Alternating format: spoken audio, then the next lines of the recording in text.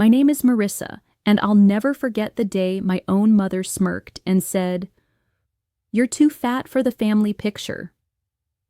Everyone laughed. I didn't. Before I continue, please subscribe to show karma you're on the right side.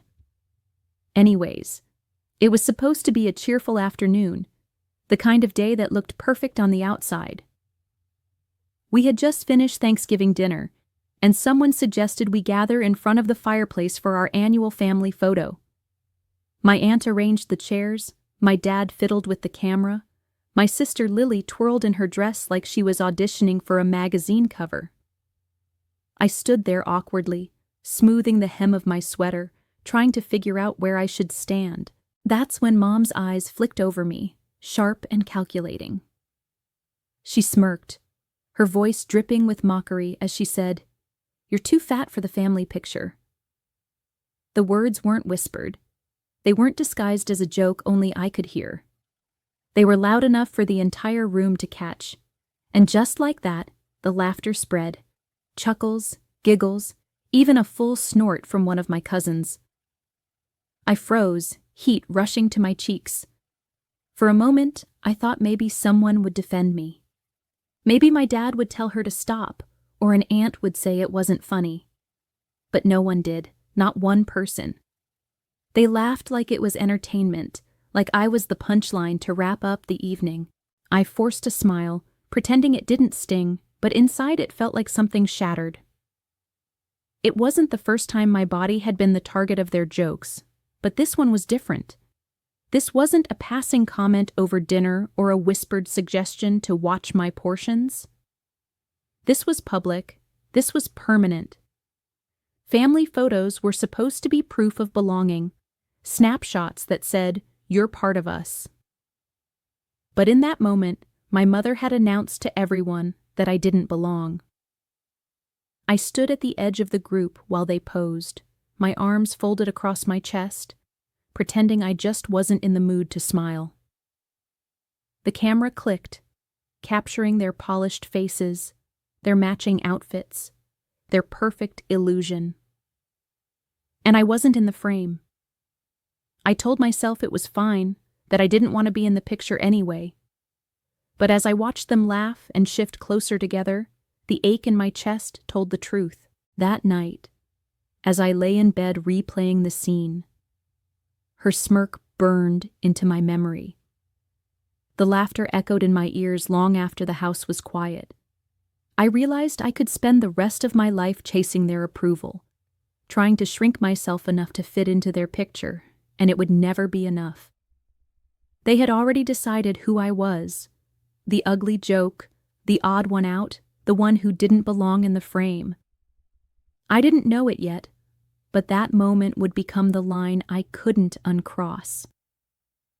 The day my mother smirked and erased me from the family picture was the day I started to imagine building a picture of my own.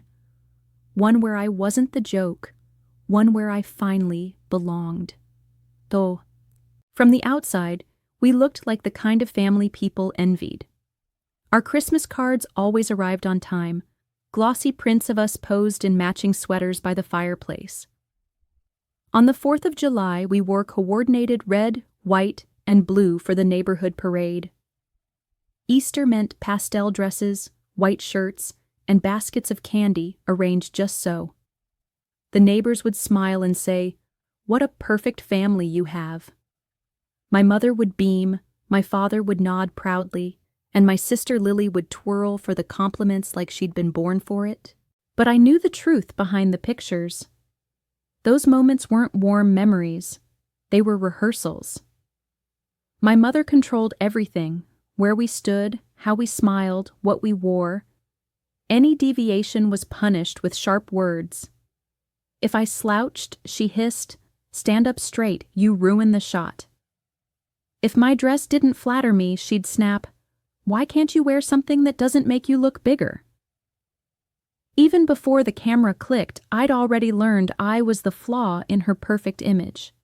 Relatives praised those photos like they were proof of happiness. At gatherings, my aunts would gush about how lucky my parents were to have 2 beautiful daughters. The spotlight always shifted to Lily. Her hair, her smile, her slim figure. "She looks just like her mother," they'd coo.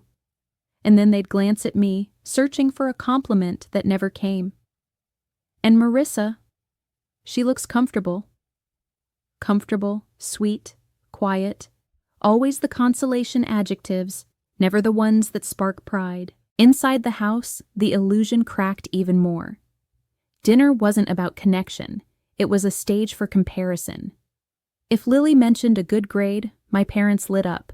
If I shared mine, they nodded absently and moved on. If I reached for seconds at the table, I felt eyes on me, my mother's voice cutting through the chatter with a reminder to watch myself. Lily was praised for her appetite. She can eat anything and stay slim, while I learned to chew with guilt burning at the back of my throat. The worst part wasn't even the cruelty, it was the silence of everyone else. My father sat at the head of the table, never interfering, never defending. To him, maintaining peace mattered more than protecting me. Relatives smiled through the barbs, pretending they didn't hear. And Lily? She basked in the glow, never once stepping aside to share the light. Those posed pictures, the ones that earned compliments from outsiders, were lies frozen in frames. They weren't proof of love. They were proof of control. Proof that my mother could manufacture an image convincing enough to fool everyone but me. I stood in those photos year after year, my smile stretched thin, my eyes empty, silently wondering if anyone else could see the cracks beneath the gloss. The truth was, we weren't perfect. We weren't even close. We were a family that needed someone to blame, someone to shrink so everyone else could shine. And in those pictures, it was always me standing in the shadows, holding up their illusion. Lily was always the golden child. From the moment we were old enough to walk into a room together, she was the one placed front and center. She had the kind of beauty people liked to point out, the slim figure, the glossy hair, the easy smile that seemed to win approval before she ever opened her mouth. At family gatherings, relatives would rush to her first, arms outstretched, cooing about how stunning she looked. "She's just radiant," they'd say, pinching her cheeks, fussing with her hair like she was a doll on display. Then their eyes would flick to me, scanning for something polite to say. "And Marissa, you've grown taller," they'd mutter, or "You look healthy." It was always Lily's show, and I was the backdrop. At school plays, she got the lead role, even when she barely auditioned, while I stood in the chorus line. At church events, she was the one the congregation praised for her solos, while I was the one clapping in the pews. Every picture, every memory, every story we told seemed to center on her. If she was in the room, she was the star. I can still remember the way my mother positioned us for family photos. "Lily, you stand in the middle," she'd instruct, adjusting her hair so it caught the light. "Marissa, you can stand to the side." When I protested once, saying I wanted to be in the middle too, she laughed like it was absurd. "Sweetheart, the center is for the one people want to see first." The sting of those words never left me. The favoritism wasn't hidden, it was celebrated. Lily's achievements were magnified until they filled the room. A B on her report card earned applause. A dance recital, even if she missed steps, brought flowers and cheers. Meanwhile, I could bring home straight A's and hear only, "Well, that's expected. You're the bookish one." If I performed well, it was brushed aside with the reminder that I wasn't naturally talented like Lily.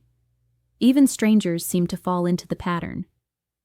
At restaurants, waiters complimented Lily's smile, telling her she looked just like a model. At the mall, store clerks handed her extra samples, asking if she'd ever considered pageants. Standing beside her, I became invisible. People's eyes slid past me as though I were an afterthought, a necessary prop in Lily's perfect picture. What hurt most was how much Lily thrived on it. She knew she was the favorite, and she leaned into it. She'd flip her hair when someone compared us, smiling sweetly while I shrank inside myself. She never once told them to stop, never once said I was more than the other sister. Why would she? Being the golden child was too comfortable, too rewarding. The truth is, Lily didn't need to push me down. My parents and relatives had already done the work for her. All she had to do was keep shining, and I would always be the shadow cast behind her light. The memories blur together now, but the sting of them has never faded. Every dinner seemed to come with a side dish of humiliation. I can still hear my uncle chuckling as he passed me the breadbasket, saying, "Better not take too much, Marissa, or we'll have to roll you out of here." The table erupted in laughter, forks clinking against plates, while I sat frozen with my cheeks burning. No one told him to stop, no one ever did. Then there were the so-called jokes from my cousins. At Christmas, when we unwrapped gifts, one of them smirked and said, "Did Santa bring you extra cookies too?" Another time at Easter, they nicknamed me Marissa the Marshmallow, and my mother didn't scold them. She laughed along, sipping her wine as though the cruelty was harmless fun. But the worst were the backhanded comments from my mother herself. She had a way of disguising cruelty as advice, slicing me open with a smile on her face. "Maybe you'd be prettier if you lost a little weight," she'd say, as she zipped up Lily's dress and left me tugging at mine. Or, "Don't you want to be more like your sister? Look how graceful she is." Boys notice that. Sometimes she wouldn't even bother to mask it. When I reached for seconds at the dinner table, she'd remark, "Do you really need that?" Loud enough for everyone to hear. Relatives joined in too, never missing a chance to compare us. At reunions, aunts would hug Lily and gush about her slim figure, then glance at me and say, "You have such a sweet personality." The implication was always clear. I couldn't be admired for how I looked, so they had to find something else to pity me for. Compliments felt like insults wrapped in polite packaging. And then there were the family portraits, always the same story. My mother would fuss over Lily's hair, dab powder on her face, adjust her necklace so it gleamed. When it was my turn, she'd sigh, straighten my sweater half-heartedly, then mutter, "Try not to look stiff, Marissa. Just stand in the back. It's fine." Inevitably, I ended up pushed to the edge of the frame, my shoulders half out of the shot, while Lily stood front and center. Sometimes I wasn't asked to join at all. "It'll look better this way," Mom would say, her smirk daring me to argue. The message was constant and unmistakable. Lily belonged in the picture, and I did not. Lily was celebrated while I was tolerated. And the laughter, the endless laughter, was the soundtrack of my childhood. Looking back, I realized those weren't harmless jokes or simple oversights. They were lessons, repeated so often that they etched themselves into my bones. Lessons that told me I was less, that I didn't deserve to be in the frame, that my body was something to mock instead of love. They thought they were just laughing at dinner. What they didn't see was how each jab carved away at me until all I could feel was small.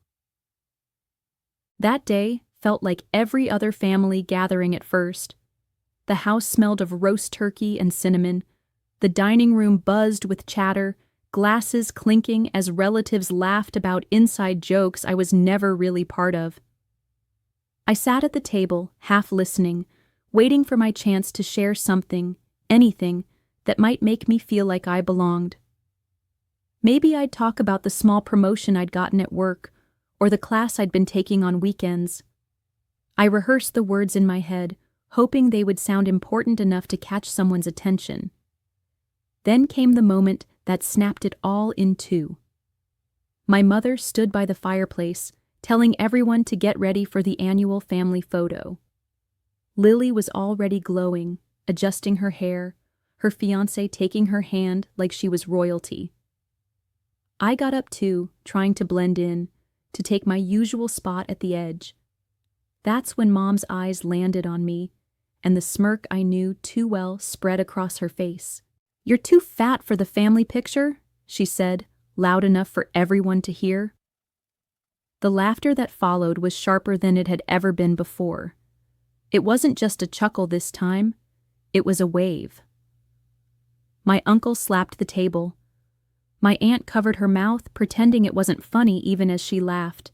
Even some of my cousins snickered, and in that moment, it felt like the whole room agreed that I was the joke. Usually, I tried to brush it off, to force a smile, to tell myself it didn't matter. But this time, something in me shifted.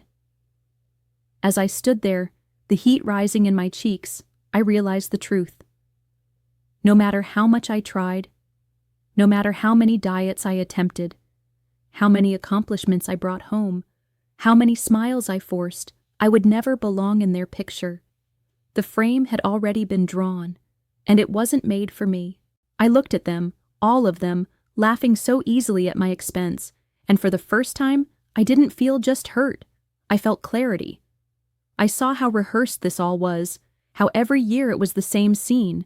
Lily shining, my mother directing, my father silent, everyone else playing along. And me? I had always been the sacrifice, the shadow, the one who made Lily look brighter by standing next to her. The sting of that day didn't fade when the laughter died down. It rooted itself in me, deep and heavy. But alongside it grew something stronger, a realization that I didn't have to keep trying to fit into a picture that was never meant to include me. That was the breaking point. The moment I stopped pretending their smirks were harmless, the moment I stopped begging for space in their frame. They thought their laughter had made me smaller. What they didn't know was that it was the moment I decided to step out completely, and once I did, I would never go back. I didn't slam any doors that day. I didn't raise my voice or throw their words back at them, though every part of me wanted to. Instead, I sat through the rest of the evening in silence, my smile carefully plastered in place as though nothing had happened. They thought I was sulking, maybe even proving their point. What they didn't realize was that in my silence, a decision was taking root. After the photo was taken without me, I slipped back to my chair at the dining table. Conversation returned to its usual rhythm. Lily's wedding plans, my cousin's new car, the latest family gossip. My name wasn't mentioned again, and I didn't try to wedge myself into the chatter. For the first time, I saw the pattern for what it was. They weren't accidentally forgetting me. They weren't clumsy with their words. They had decided, long ago, that I was the expendable one, the one who didn't belong. And I had been exhausting myself for years, trying to prove them wrong. That night, I drove home quietly, the road stretching out like a mirror of the silence inside me. I replayed my mother's smirk over and over, the laughter that followed, the way no one came to my defense. It was all so loud in the moment, but what stayed with me most was the clarity that followed. I realized I didn't need to fight them anymore. I didn't need to keep raising my hand for a seat at their table, a place in their photo, a scrap of their approval. The frame had never been made for me, and I was done trying to squeeze into it. Walking away didn't mean dramatic exits. It meant something far quieter, but far stronger. It meant ignoring the group chat instead of chiming in to prove I cared. It meant declining the next dinner invitation with a polite excuse instead of forcing myself to sit through another evening of being mocked. It meant no longer picking up the phone when my mother called, knowing it wouldn't be to ask about me. It would be to ask what I could do for Lily. I didn't announce it. I didn't declare war or demand recognition. I just stopped showing up to play the role they had written for me. And the silence became my shield. Without their constant jabs in my ear, I could finally hear myself think. Without their smirks in my line of sight, I could finally see a future that wasn't shaped around proving them wrong. For the first time, the weight I carried wasn't about my body, it was about theirs, their judgment, their cruelty, their need for a scapegoat. And when I stepped back, I realized how light I felt without it pressing down on me. They had always laughed like I was the problem. But as I walked away in silence, I understood something they never would. The problem wasn't me.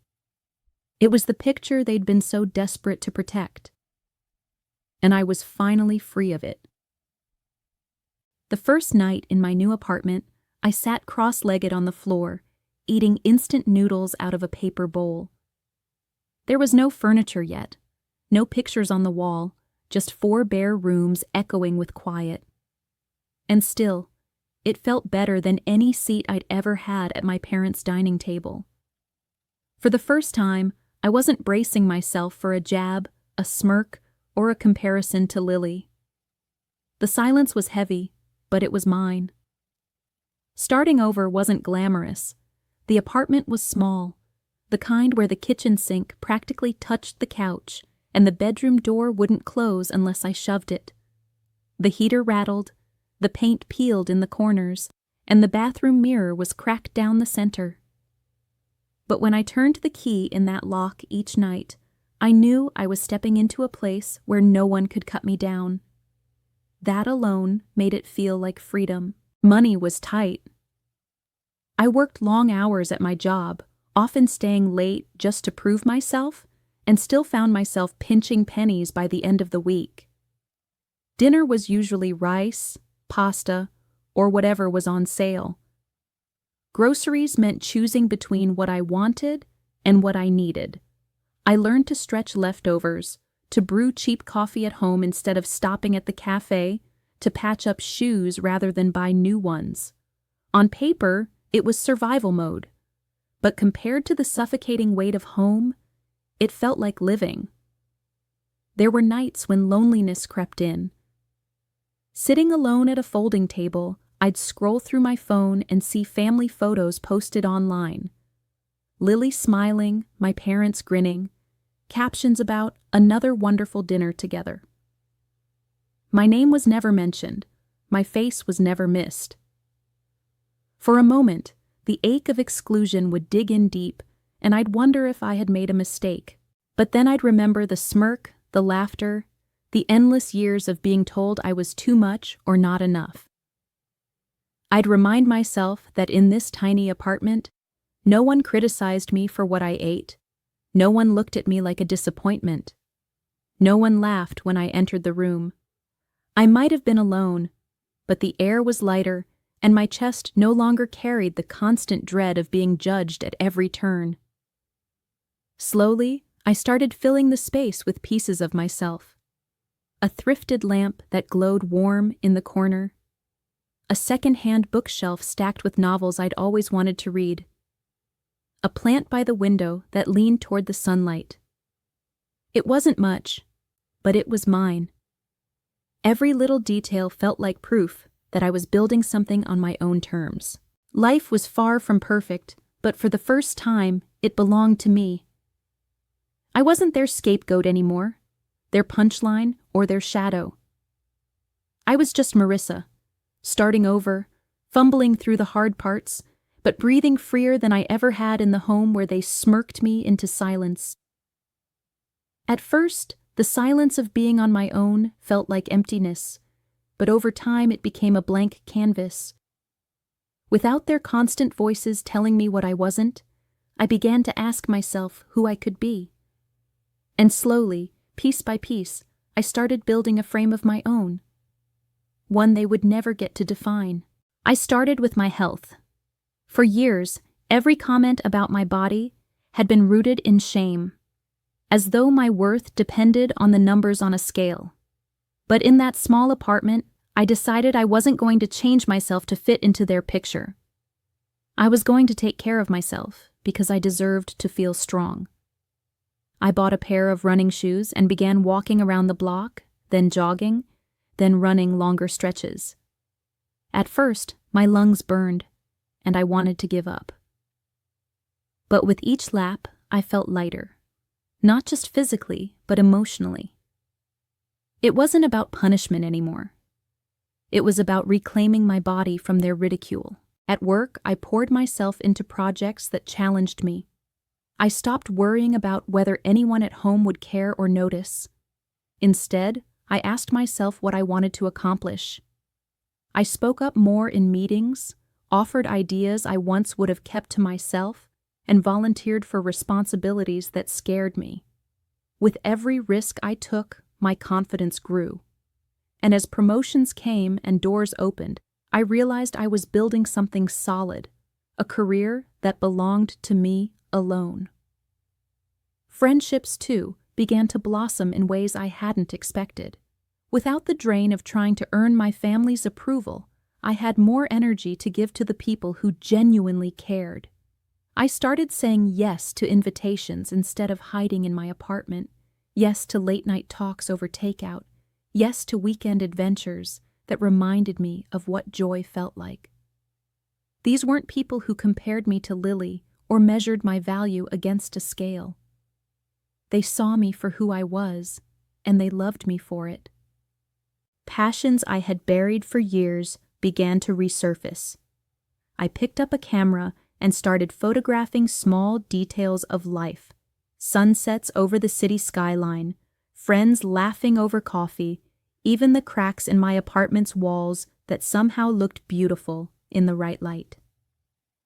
I began writing again, too, filling pages with words that had been silenced for too long. It wasn't for recognition, and it wasn't for approval. It was for me. Every step I took was like placing a piece of wood, a nail, a brush stroke onto a frame that was entirely mine. Fitness gave me strength. Work gave me independence. Friendships gave me love. Passions gave me joy. And none of it relied on my mother's smirk, my father's silence, or Lily's shadow. They had once told me I was too fat for their family picture. But the truth was, I didn't need their picture at all. I was building my own frame, and for the first time, I finally belonged inside it. The change didn't happen overnight. It was slow, subtle. So quiet, at first I wasn't even sure it was happening. But over time, the pieces I had been building, my health, my career, my friendships, began to weave into something undeniable. For the first time in my life, I wasn't shrinking. I was expanding into myself, and the world started to notice. Work became one of the first places the glow showed. The girl who used to keep her head down in meetings, terrified of sounding foolish, was gone. I spoke with conviction, ideas spilling out with clarity, and people listened. My boss started giving me projects with bigger stakes. Clients began requesting me by name, and eventually, I earned a promotion that came with my own team. The same relatives who once called me unsuccessful had no idea I was now leading people, making decisions that mattered. The respect I had begged for at home was being given freely in the workplace, and it wasn't because I tried to fit anyone's mold. It was because I finally stepped into my own. Physically, the changes were visible too. Not because I was starving myself to chase someone else's approval, but because I was moving with strength and fueling myself with care. The weight I carried, both on my body and in my spirit, began to melt away. I grew stronger, more energized, more comfortable in my own skin. Strangers at the gym started offering encouragement. Coworkers commented on how radiant I looked, and even the cashier at the grocery store once told me I had the kind of smile that makes people's day. For someone who had been told all her life she wasn't worth looking at, those words felt like quiet revolutions. Friendships deepened, too. My circle was small, but real. We celebrated each other's wins, laughed until our stomachs hurt, and showed up when life got hard. For once, I didn't feel like I was someone's extra, someone's afterthought. I felt chosen, I felt loved, and then there was the glow no one could deny, the one that came from within. My laugh grew louder, unchained from the fear of being mocked. My posture straightened, my eyes sparkled with a kind of confidence I had never owned before. I didn't just walk into rooms anymore. I arrived. I no longer felt the need to make myself small in corners. I took up space, and people responded to that energy with warmth, curiosity, and respect. I remember catching my reflection one day in a cafe window. For a second, I didn't recognize the woman staring back. She looked alive, vibrant, untouchable. And then it hit me. That was me. The same girl who had once been told she was too fat for the family picture was now the woman turning heads in her own life. My glow wasn't for them. It wasn't born of revenge or shame. It was born of strength, of self-love, of finally realizing I never needed their picture. I had built my own, and I was shining in it. The first whisper reached me through an aunt at the grocery store. She leaned in, eyes darting to make sure no one else was listening, and said, "You didn't hear it from me, but Lily and Mark are having problems." I nodded politely, pretending I wasn't interested, but the words stuck. For as long as I could remember, Lily's life had been painted as flawless, a dream marriage in the making, a glamorous job, vacations worthy of photo albums. But now, cracks were starting to show, and people were talking. Soon I began to hear it everywhere. At a cousin's birthday party, someone muttered that Lily and Mark were struggling to keep up with their mortgage. The big house my parents had bragged about wasn't as secure as it seemed. Behind the carefully staged Instagram posts of wine glasses and sunset views was a mountain of credit card debt. They were living beyond their means, keeping up appearances at all costs. Then came the stories about her relationship. The perfect couple everyone admired wasn't so perfect behind closed doors. Relatives whispered about arguments at family dinners, about Lily storming out of rooms in tears, about Mark spending more and more time working late. A neighbor apparently heard shouting through the walls, the kind of shouting you can't disguise with a smile for the camera the next morning. For a woman who had been handed every compliment, every ounce of praise, the truth was starting to leak through. Even Lily's professional shine was dimming. Through mutual connections, I heard about projects falling apart at her job, about colleagues rolling their eyes when her name was mentioned. She had been so used to the world bending around her charm that when things required effort and grit, she struggled to deliver. Some said she was skating by on looks and confidence, but the facade was wearing thin. The golden child wasn't as golden as the story made her out to be. What struck me most wasn't just the cracks themselves, but how hard my parents were working to cover them. Every time gossip reached them, they doubled down on the illusion. They bailed her out quietly, lent her money, defended her reputation as if their own lives depended on it. They couldn't allow anyone to see their prized daughter falter, not after years of putting her on a pedestal. So they kept funneling energy into patching her image, while pretending the truth didn't exist. I should have felt triumphant. After all, hadn't I been the one cast as the failure so she could shine brighter? Wasn't this proof that their narrative had been a lie all along? And yet, as I listened to the whispers and pieced the cracks together, what I felt wasn't triumph, it was clarity. They had spent my whole life erasing me so Lily could stand center stage. But now, even with all the light on her, the truth was undeniable. Her shine was wobbling, and no illusion lasts forever. And for the first time, I realized how different we truly were. She was desperate to hold on to a picture that was falling apart. Me? I had already walked out of the frame and built a life that didn't need an illusion at all. The call came on a Thursday evening, just as I was pouring myself a glass of wine after a long day. Seeing my mother's name flash across the screen made my stomach tighten. We hadn't spoken in months, not since I quietly stepped out of their orbit. I debated letting it ring out, but curiosity won. Her voice was unusually sweet. "Marissa, darling, how are you? I've missed hearing from you." The words felt foreign, almost rehearsed. For years, she hadn't cared if I was there or not, hadn't asked how my days were going, hadn't celebrated a single milestone. And now suddenly, she missed me? I didn't respond right away, so she filled the silence with nervous laughter.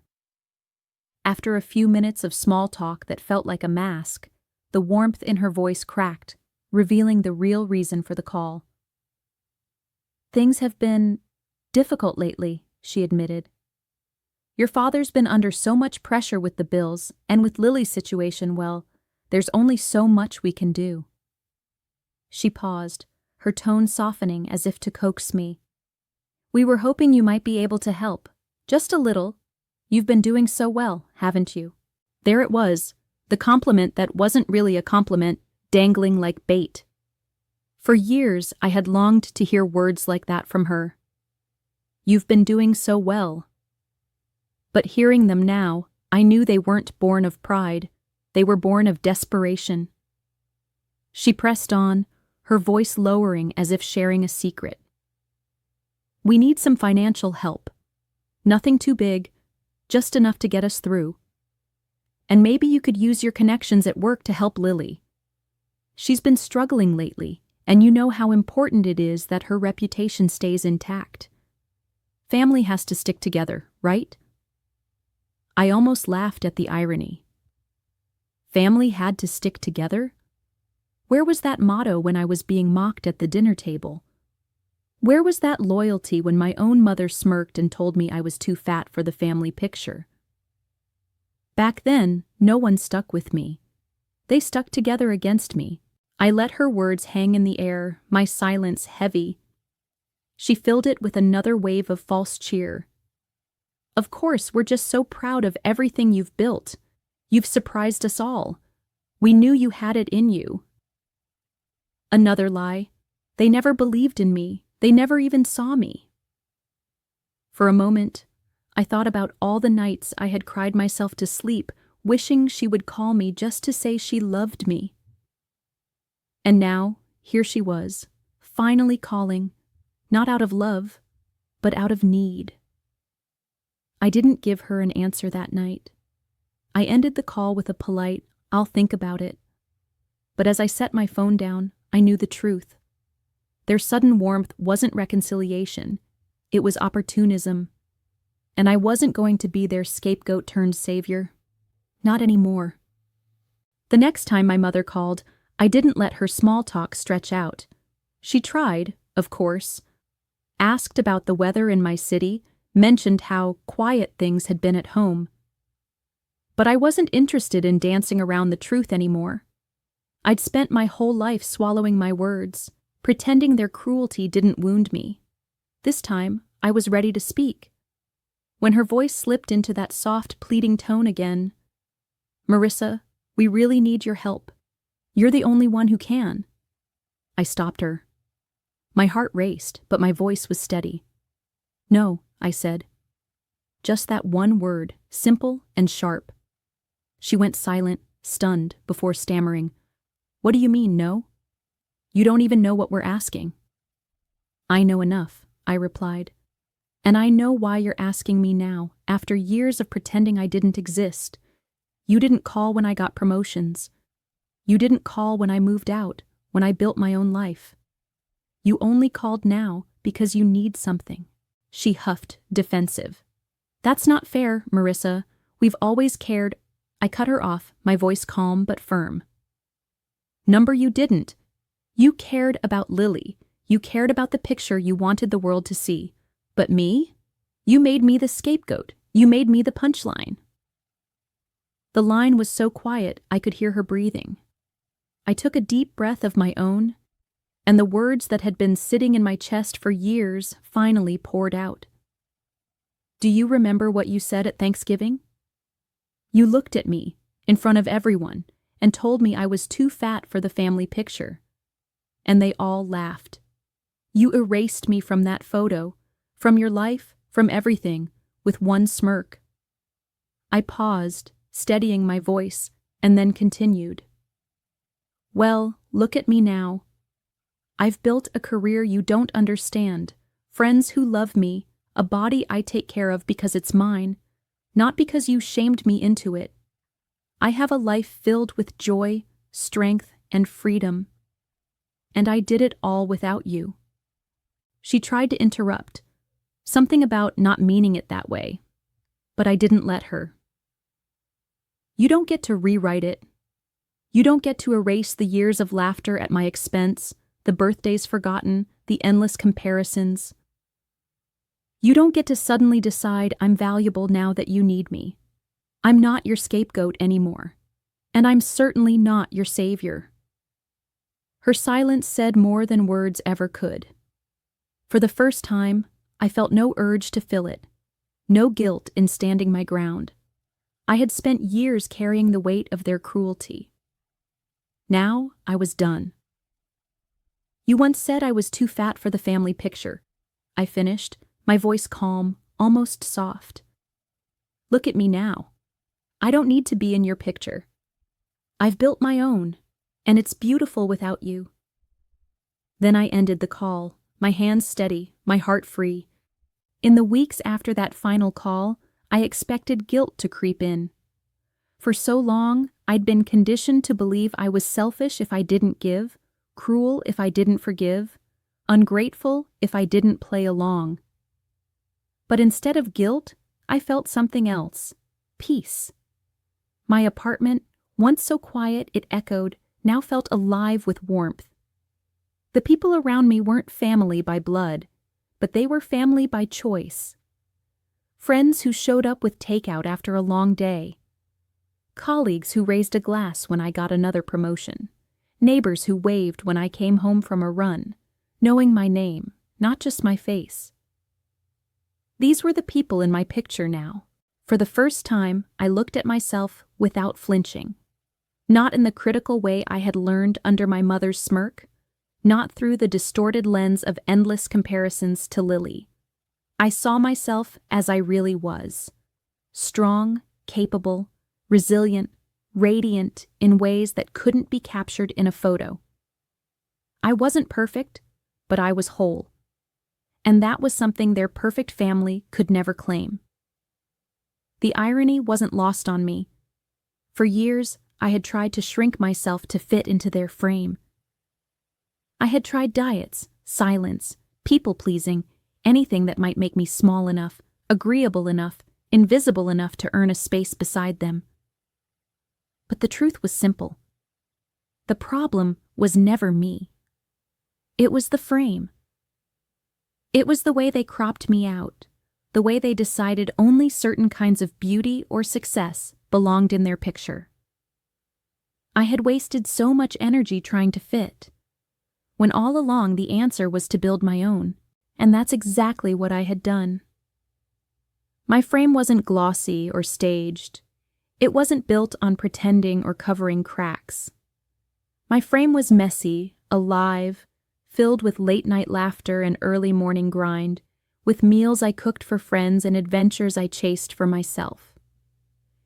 It had room for everyone who cared, everyone who loved without condition, everyone who saw me as more than a backdrop. I sometimes think about the pictures they're still taking. The ones where Lily is smiling too wide, where my mother is angling herself just so, where my father is nodding silently at whatever story is being told. I imagine them posting those photos online, waiting for the flood of compliments, clinging to the illusion of perfection. Maybe they don't notice the cracks, or maybe they do and pretend not to. Either way, I no longer ache to be in the frame, because I don't need it. I have one of my own, one they can't touch, one they can't erase. And mine isn't just a picture, it's a life. A life built on truth, love, and the freedom they tried to deny me. They thought their laughter erased me, but all it really did was set me free. They erased me with laughter. I framed my own life, and it's more beautiful than they'll ever know. Did you enjoy the story? If so, please let me know in the comments. Also, subscribe to support us. Thanks for watching.